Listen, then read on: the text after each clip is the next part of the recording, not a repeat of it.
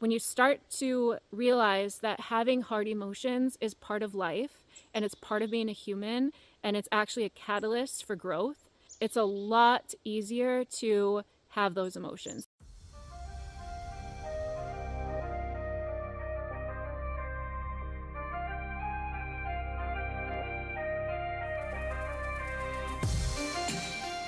So in this video today, we're going to talk about some of the challenges that are unique to INFJs when they engage in shadow work. And then I'm also going to share with you guys 4 of the strategies that I've found to be most helpful as an INFJ to tapping into my shadow traits, and then how to embrace them, how to do this in a way that's going to be healthy and not too intense and not too overwhelming for you. Shadow work involves exploring and then embracing the aspects of ourselves that we have denied or repressed or just disowned. These are the parts of ourselves that we consider to be negative or dark. And shadow work is basically taking a flashlight and shining a light on those different aspects, bringing them to the surface and learning how to embrace them and integrate them back into our personality so that we no longer have them working subconsciously and affecting our behaviors and our actions and our life basically on a subconscious level that we have less control over. So when we bring them to the surface and integrate them, it gives us a much higher sense of control over those aspects as well. And we can use them to benefit us rather than having them using us. So as INFJs, we encounter unique challenges when it comes to doing shadow work, just as we encounter unique challenges in pretty much every aspect of life. We tend to be pretty deep thinkers and extremely introspective.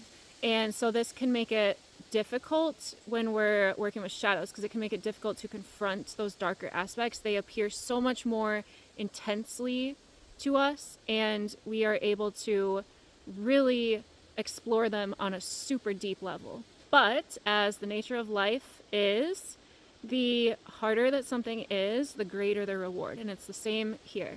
The fact that we have the ability to go deep and get super intense with this stuff makes it scary and a bit intimidating, but then it also makes it so that the rewards on the other side are massive, and you will see so much benefit if you put in the work and face your fear and find the courage to confront those shadows and then integrate them. I personally have experienced the challenge of overanalyzing and overthinking my feelings. This is also called the NITI loop, of getting so caught up in the feelings and the thoughts behind why that feeling is, and it becomes this loop that doesn't get any external input coming in anymore. And so it's really important to counteract that by tapping into your extroverted sensing. I made a video on extroverted sensing for INFJs where I give all the tips and tricks and strategies that I've come across for making sure that your extroverted sensing doesn't get neglected, because that is going to be a huge tool for you when you're doing your shadow work. You want to make sure that you have a healthy sense of taking action and not getting caught up in those NITI loops, because that's going to make it where you're going to get so intimidated and so bogged down by the emotions or the intense feelings. But this can be mitigated because you do have that extroverted sensing. So I'm going to link that video for you. If you haven't seen it already, or even if you have, go back and rewatch that and try to do some of the tips and the suggestions that I give in that video for building up your extroverted sensing and making a habit out of using that function. So now let's talk about how our dominant function of introverted intuition plays a vital role in our shadow work journey. Introverted intuition is super helpful because it allows us to make connections and see patterns between things that other people might not be able to put together. We're able to connect dots that other people would think is completely unrelated. And this can be super helpful in shadow work when we're trying to figure out why we have a certain trait.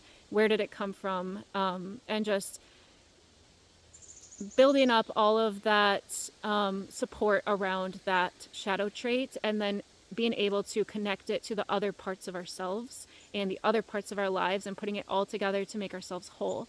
That's really beneficial to be able to have that ability to make those connections, see those patterns, and integrate everything into one whole being. So to activate the NI, I suggest doing journaling or meditation or any type of practice where you're able to be alone and contemplate and go inward. Okay, so now I want to talk to you guys about the 4 strategies for navigating and integrating our shadow traits as INFJs specifically. So strategy number 1 is to embrace solitude and introspection, because as introverts, we are extremely inner. We live in our inner world. We thrive in our inner world. And so it's really important that you're allowing yourself to tap into that as much as possible. And I know this can be so hard. We live in a world that is catered to extroversion. Extroversion seems to be respected more, emphasized more, encouraged more. But it's really important to honor this aspect of yourself and to design your life around the fact that you are an introvert and you benefit from spending time alone. And so, yes, this can be a lot easier said than done, especially if you have kids or a 9-to-5 job and just a lot of responsibilities. But what I have found works the best is early morning and night. So before everyone else wakes up and then after everyone else goes to bed. So that way you don't have the distractions of responsibilities and other people. Especially if you do it in the morning, it can be good because you're fresh. And then at night also can be helpful because the day is over, your responsibilities are over, so you don't have that looming over your mind. And so you're able to disconnect a lot easier and just tap into your introverted intuition and tap into your subconscious deeper levels of yourself. And strategy number 2 is to start practicing self-compassion techniques. Shadow work can be very intense, and it's just the nature of it that you'll be bringing up hard to deal with emotions and uncomfortable feelings. And I mean, that is what shadow work is.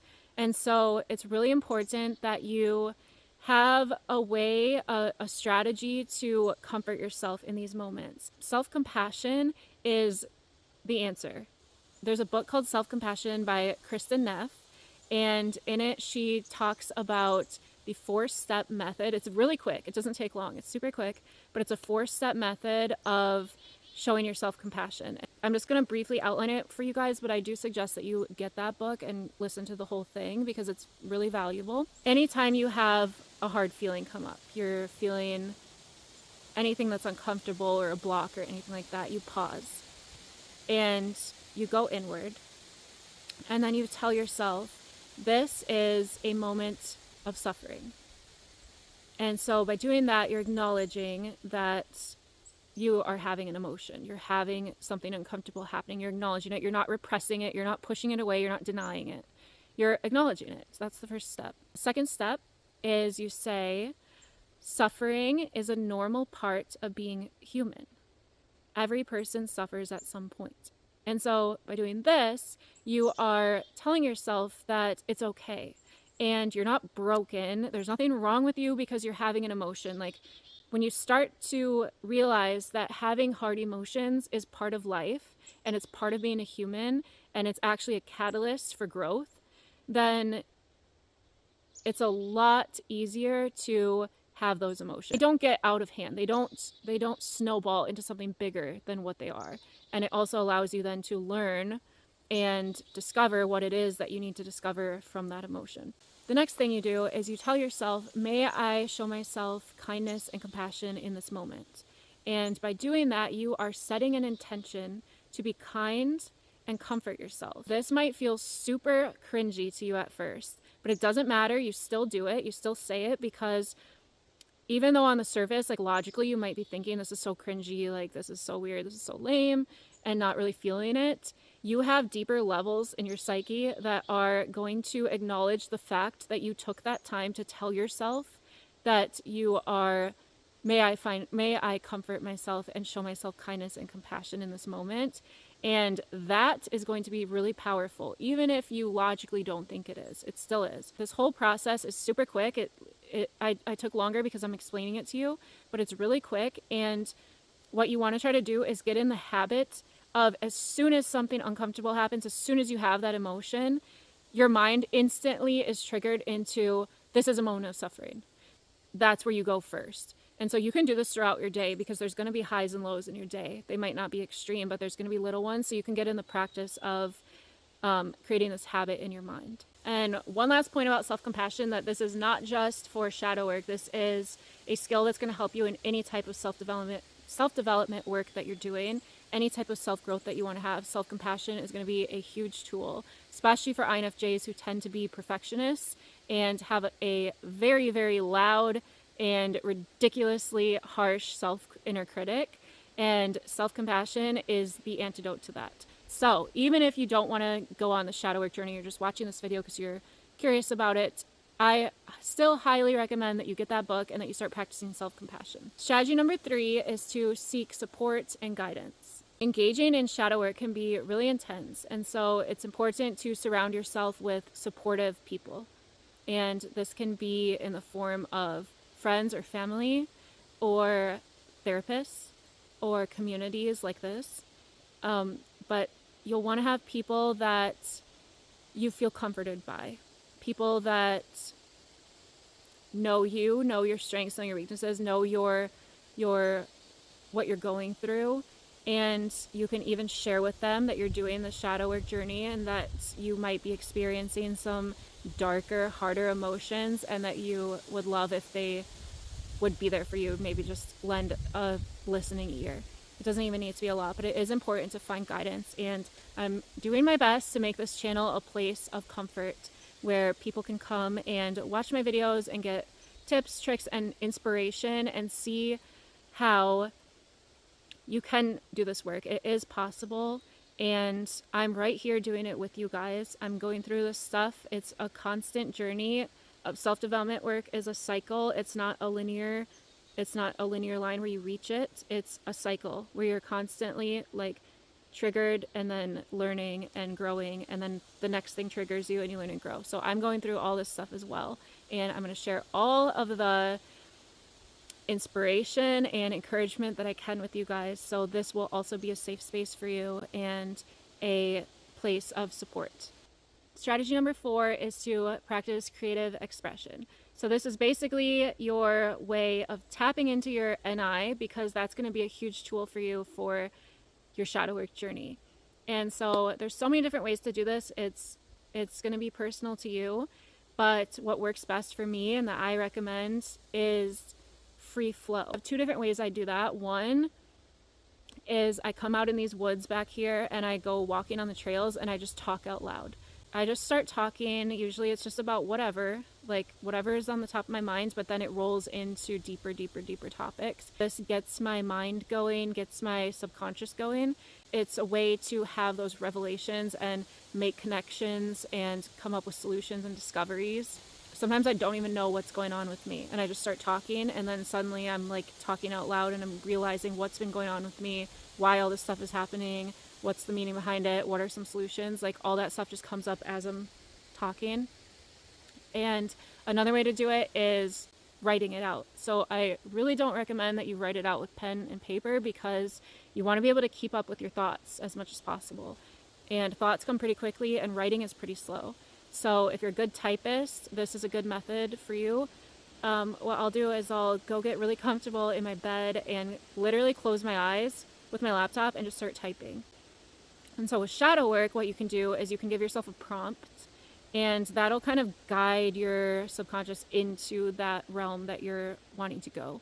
So like, for example, if you know a shadow trait of yours is perfectionism, you can focus on that. And just, it doesn't matter what the prompt is, as long as it's related to perfectionism in some way, because just by saying that, you can even just say the word perfectionism. Just by saying that, it's gonna open that door in your subconscious. And if you give yourself enough time, if you just start typing, it doesn't matter if you start typing about stuff that's unrelated to, because sometimes that's helpful. You just need to get all of those thoughts out of your head that are like just weighing it down, just all the thoughts that have come to you from the week, everything that's on your mind. If you just get those out, then that clears so much space and makes room for the deeper levels of insight to come forward. So just start typing or start talking and get it all out. Other people can do, I know other people do like painting and that's a way for them to reveal their subconscious. I've never gotten into that. I guess I shouldn't say I haven't been able to. I haven't tried it, but I have heard that can be really helpful. I think even Carl Jung would paint, and that was a way for him to connect with those deeper levels. Music, I'm sure there's a lot more. Just the free flow is what has worked for me, and I know that that's accessible to anyone. Anyone has the ability to just let their thoughts out. So that's what I recommend for tapping into your introverted intuition and then getting all of that wisdom and insight to the surface. So remember that just like anything else, this journey of shadow work is going to be unique to each of us. But I know that because you're an INFJ, you have the mental strength and the grit and the ability to do this for yourself. And so I just want to encourage you to take it slow. There's no rush. Life is all a journey. Like I said, there's not some destination we're trying to get to. It's just a matter of growth and learning and cycling through that. So take it at your own pace. Try to follow those strategies that I gave so that it's seamless and a little bit easier on you, and you're able to do the shadow work without it completely overwhelming you. If you have any questions for me or you want to share your experiences, then be sure to leave a comment below. I love hearing from you guys. And if you haven't already, be sure to subscribe.